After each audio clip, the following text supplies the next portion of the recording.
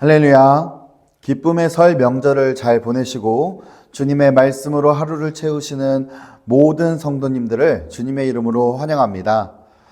명절 기간 동안 갑자기 내린 폭설로 다들 오고 갔는데 불편함은 없으셨나요? 저도 월요일 아침 눈이 막 내리기 시작하는 것을 보고 더 많이 오기 전에 불이 나게 가족들과 짐을 챙겨서 고향에 잘 다녀왔습니다.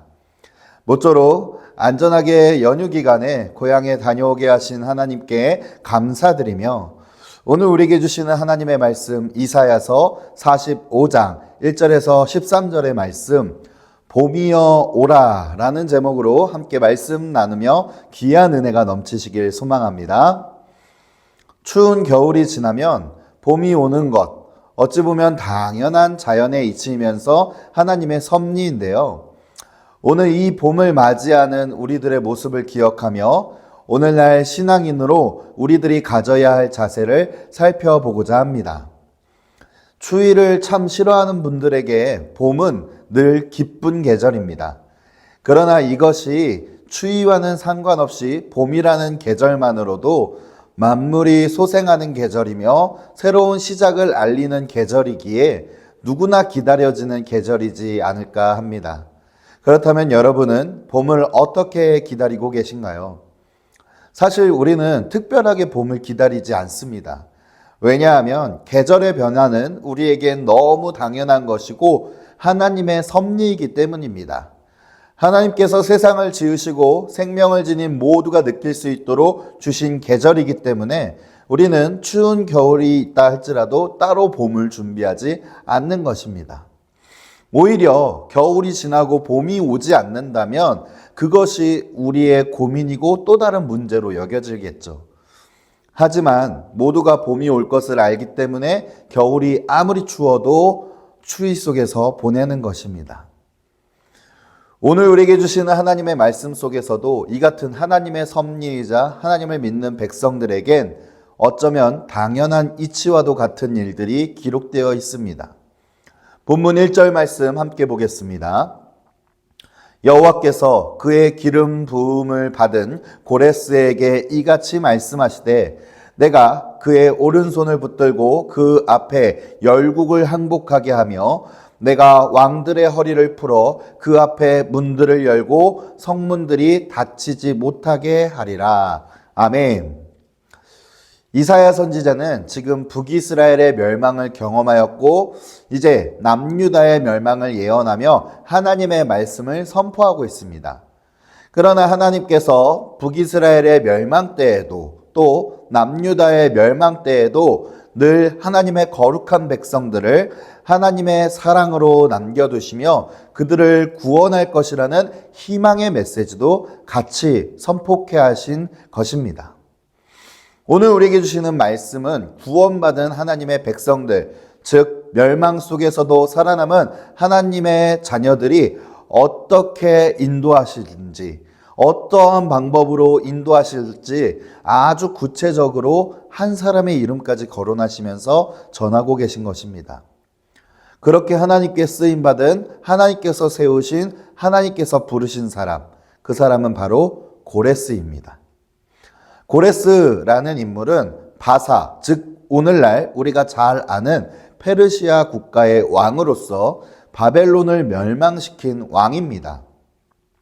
우리가 여기서 잊지 말아야 할 것은 지금 이사야 시대, 이사야가 지금 선지 활동을 보내고 있는 시대에는 고레스라는 인물이 실존 인물이 아니라는 것입니다.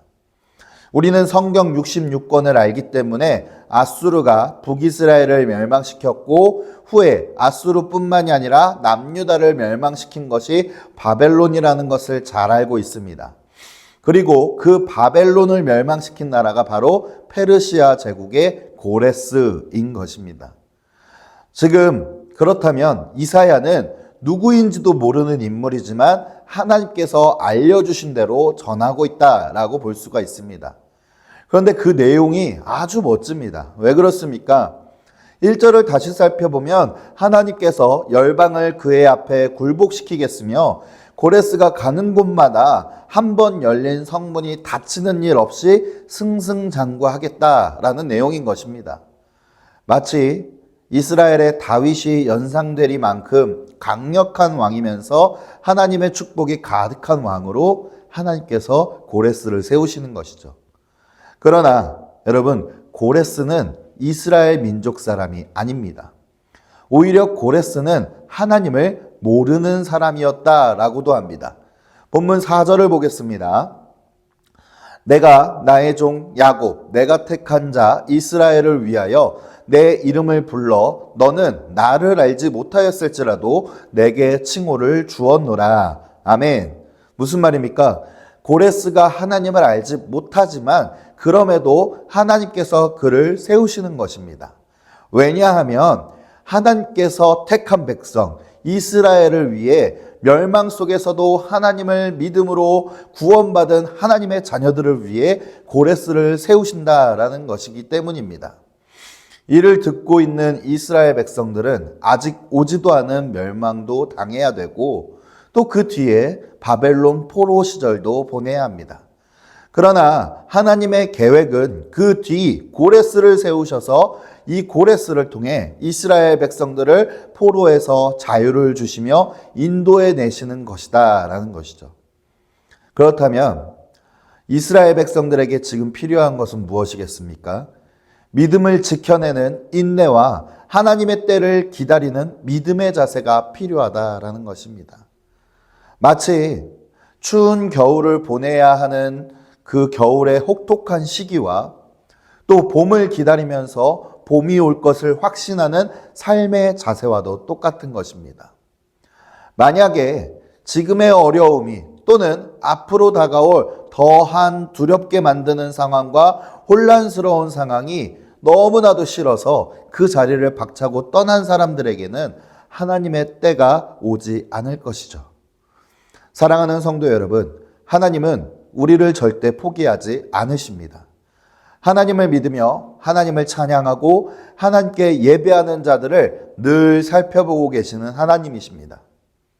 믿음으로 하나님의 때를 기다리며 하나님의 나를 향해 지금 겪는 삶의 모든 고난 속에서 인내하시길 바랍니다.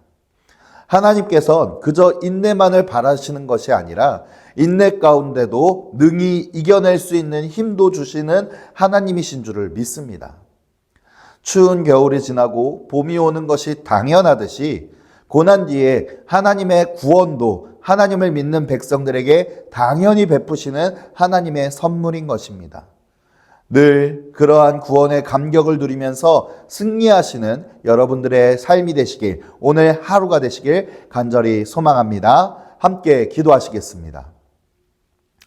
고맙고 감사하신 하나님 아버지, 우리에게 구원의 은혜를 베푸시고 오늘도 믿음 가운데 걸어가게 하시니 감사드립니다. 아버지, 이사야 시대에 고레스를 아버지 선포케 하신 그 메시지를 기억하며 우리의 삶 가운데서도 봄이 오고 있음을 기억하며 지금 처한 모든 고난과 어려움을 인내하며 주님 앞에 나아가는 귀한 믿음의 자세를 가질 수 있도록 역사하여 주시옵소서. 예수 그리스도의 이름으로 기도드립니다. 아멘.